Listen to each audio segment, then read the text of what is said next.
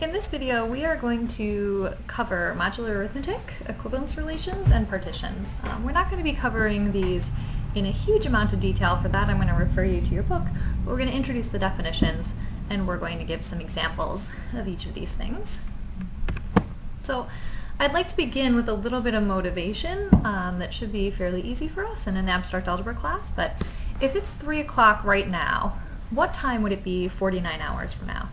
This is the type of question that we're going to be interested in. The answer to this should be pretty straightforward. What we're going to do is we're not going to answer 49 plus 3 equals 52. We're not going to just add these two things right away and say, oh, it's 52 hours. What we're going to do is we're going to keep reducing that. So we're going to say 49 hours. Well, that's just 48 hours, which is 2 days, and then 1 more hour. So really, answering this question is the same thing as asking what time will it be 1 hour from now, and that's very easy to do. If it's 3 o'clock right now, 1 hour from now it's going to be 4 o'clock, and so this is the answer that we're interested in. But the process is what I really want to call attention to. What we did is we said we didn't just add these two things together, we did a reduction before we added two things together, and we reduced according to the fact that there are 24 hours in a day. So somehow 24 was this special number, and we were looking at multiples of 24, and then looking at sort of the leftover after we've taken out some multiples of 24.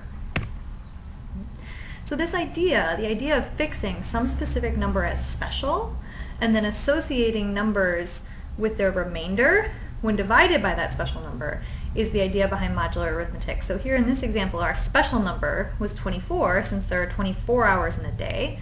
So we took 49 and we divided it by 24. We said it's 2 times 24 plus 1. And so the remainder when we divide 49 by 24 is 1. And we just thought of 49 as though it was 1, because the number 24 was somehow special. And so that's the idea that we were working with here. And this idea more generally is known as modular arithmetic. The special number, in this case the 24, is actually called the modulus, and that's the word that I'll be using from here on out. And we do this all the time, like I said. In our first motivating example, we were doing this with the modulus being 24, but we do this all the time. Some common examples of moduli are 7, since there are 7 days in a week, so we could say something like, if today is Tuesday, what day will it be, 22 days from now?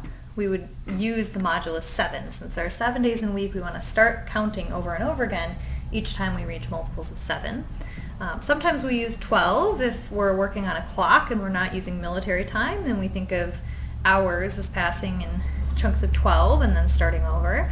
24 for the number of hours in the day if we are using military time, and 60 if maybe we're using the number of minutes, if we were doing arithmetic with minutes instead of hours.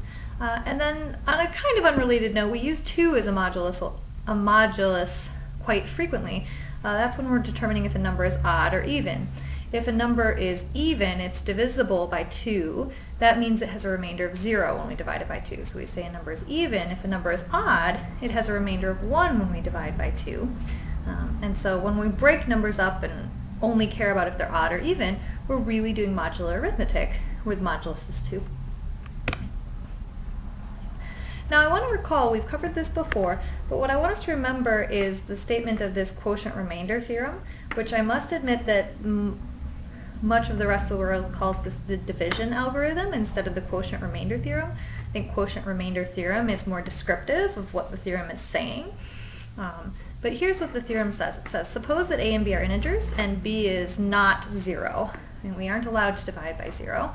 But as long as we're not trying to divide by 0, we can take the integer a and we can write it uniquely as q times b plus r if we make some restrictions on r. What the restriction that we make on r for remainder, is that this remainder is a number that it could be 0, but it has to be strictly less than the thing we're dividing by.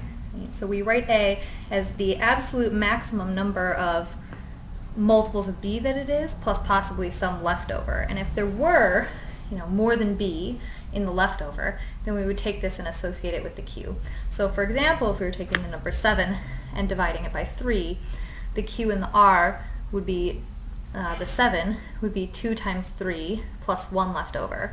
It is true that 7 is 1 times 3 plus 4 leftover, but there's enough copies of, when we have 4 things left over, we could have taken 3 of them and put them, grouped them over with that 1 and gotten a whole nother multiple of 3 out of it. So if we make this requirement that the r has to be in between 0 and b, then we can write things uniquely in this way.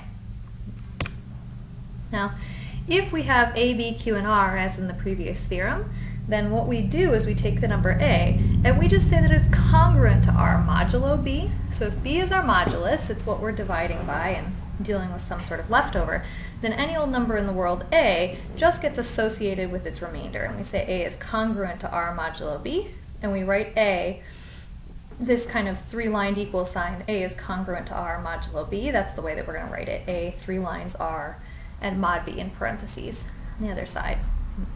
In this way, every single number in the world, if you have a modulus and that modulus is b, every integer that you could possibly care about, a is allowed to be anything including 0, can be associated with a number that's strictly less than b, namely its remainder.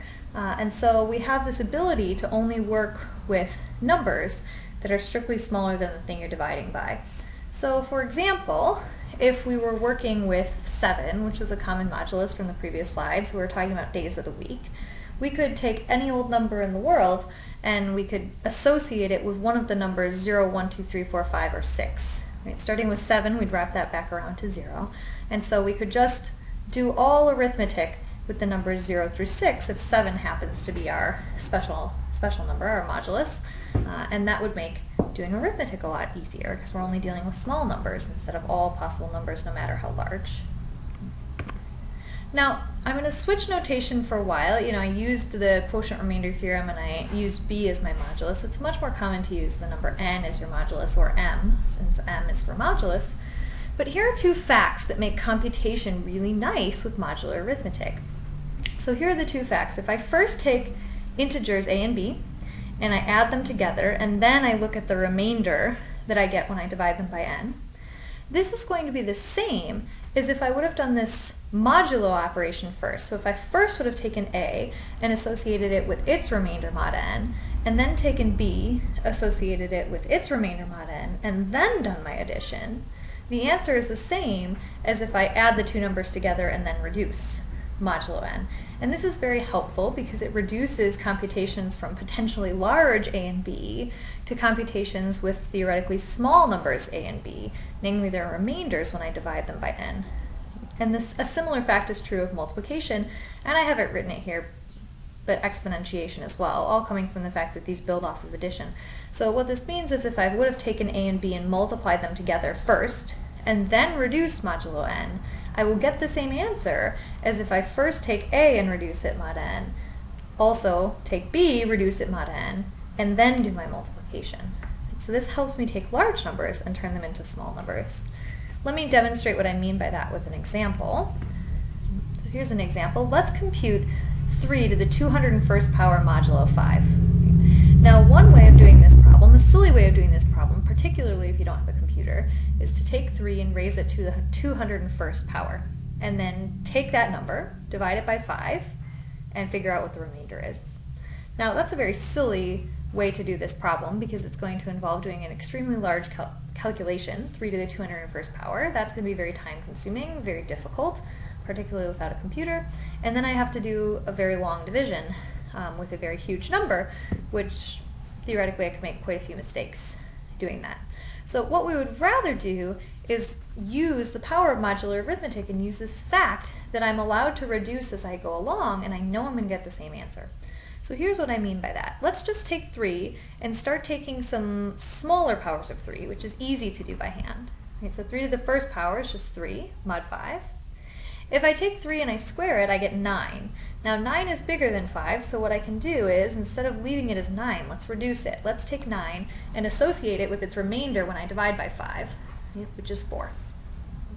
Now when I want to compute 3 cubed, that happens to be 27, that's not so big. I can take 27 and I could look at its remainder when I divide by 5, which I know is 2, since 25 is a multiple of 5. But another way I could have figured out what 3 cubed is modulo 5 is I could have said, well, that's 3 squared times 3.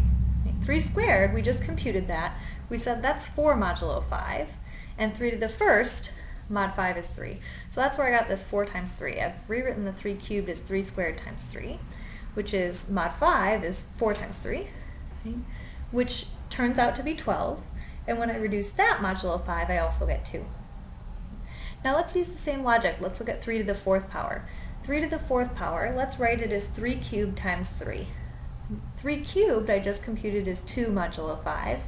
3 is itself modulo 5, and 2 times 3 is 6. So 3 to the 4th, which happens to be 81, has the same remainder divided by 5 as 6 does, which is 1. And that does work out.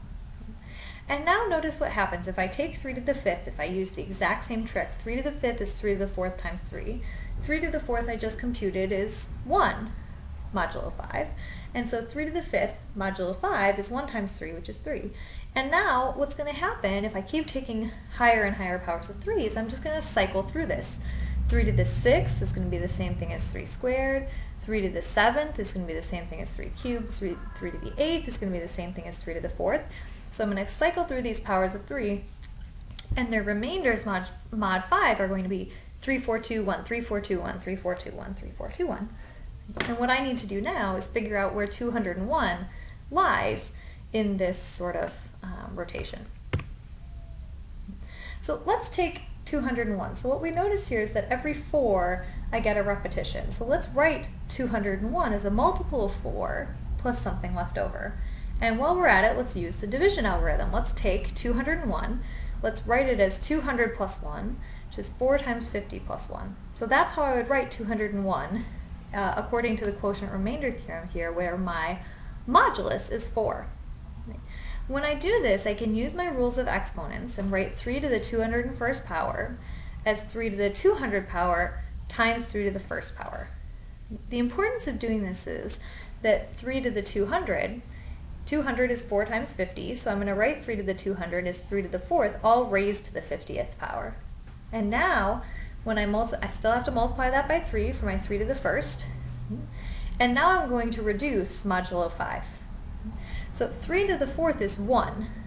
So instead of 3 to the 4th, on the right-hand side of this congruence, I'm going to write 1, and I have 1 raised up to the 50th power. Well, I don't care how many times you're taking 1 to whatever power, 1 to the 50, 1 to the 1, 1 to the 5 million. 1 to any old power is 1. So 1 to the 50th times 3, when I'm working modulo 5 here, is 3 mod 5. And so we see that 3 raised to the 201st power, mod 5, is just 3.